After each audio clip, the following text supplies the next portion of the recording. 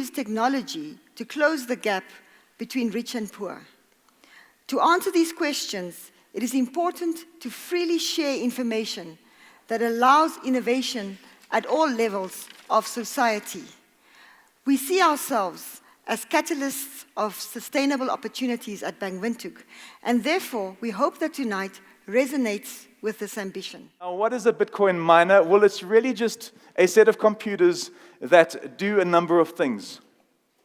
And the first thing that the miners do is they take all of the transactions for the last 10 minutes and they compile them into what's called a block. Now, it's not a real block, it's just a data structure. The interesting thing about that block is that it has a copy of the previous block. Not the copy, but it has a fingerprint of the previous block in it. And the previous block has a fingerprint of the previous block in it. And so on and so forth. So each of these blocks end up validating each other. And what you end up having is this chain of blocks.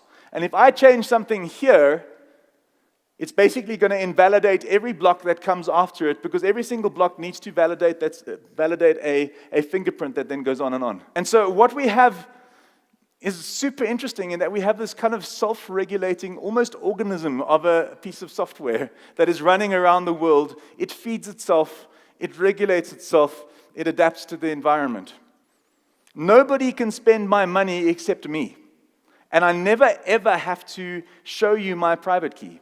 Anybody in the world who has access to a mobile phone and the internet can suddenly become financially included in the digital economy.